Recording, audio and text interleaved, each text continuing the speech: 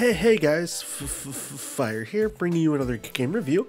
This time we're checking out 7 Days Heroes. This game is developed by Akira Abe, published by Dolores Entertainment, and will be available in the Xbox Store at the time of the end of you watching this video. That sounded really weird, and I don't know what words I was trying to go for, but let's talk about this retro-inspired 2D platforming game, where you'll collect up to 4 different characters and have opportunities to explore through levels, and kind of just have a lot of crazy fun. There's zombies, bad guys who want you dead, guns and stuff you can upgrade, and all kinds of fun things, including weird bosses and different little kind of things you'll have to kind of endure along the way. This game features some character customization in the experience where you can like upgrade stuff or switch out like your loadouts, and occasionally get to dress up your cute little dog as Santa Claus. But outside of that, that's kind of the limitations of the character creation. Overall, this is actually a really fun little platformer, but it's also a really challenging one.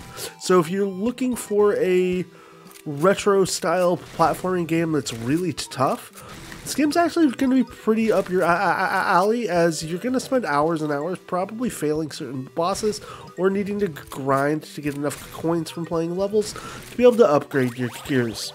Now, the level design is done really well, with occasional checkpoints mixed into levels to kind of make it a little easier for you. But don't get me wrong, the checkpoints aren't going to help you out a whole heck of a lot, as you're going to die quite a bit.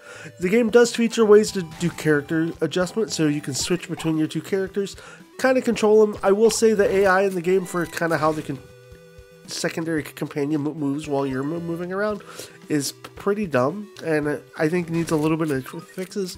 You're going to probably find yourself having your kind of companions get stuck at times, and you're going to have to kind of really finagle and fight with them to navigate around.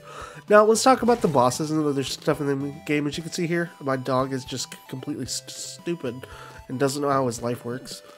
But as you kind of progress around, you're going to get occasional mini bosses and then actual bosses while you're playing. The bosses are actually done really well and quite fun and challenging. You're going to have to kind of work at and probably die and repeat quite a bit to complete out some of the bosses and even some of the levels. Every level features opportunities to get collectibles that could be scattered around, as well as nanomachine coins, and those coins kind of are what you use to upgrade things along the way as you progress through.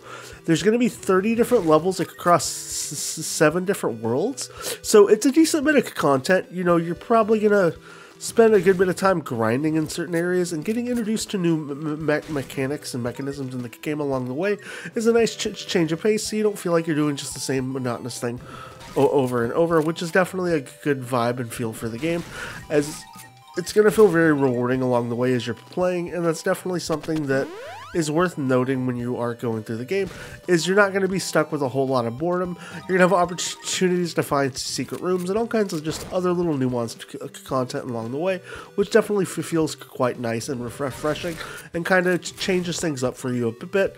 The enemies are very brutal and quite fierce, and you're going to have to really work at trying to defeat some of them.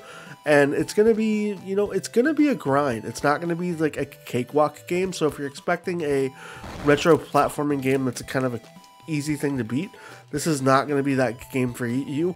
But it is going to be a game that gives you an opportunity to feel rewarded and get to have just a good bit of experience while you're playing throughout the game.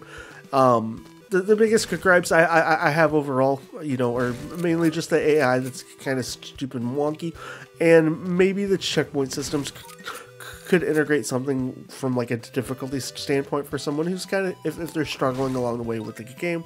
As you can see here, my dog has become absolutely stupid.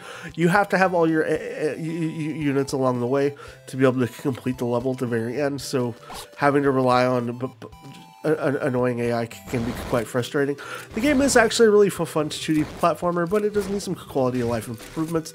I definitely say if you like challenging 2D platformers with kind of a good retro style and really cool looking visuals, this is probably going to be a good game for you. Granted, like I said, I think the AI needs to have a little bit of work done to it to be able to make the game actually work out pretty well. But all that stuff can be fixed in due time, which shouldn't be too much of an issue at all. So, you know, it's definitely there, an opportunity for room for improvements.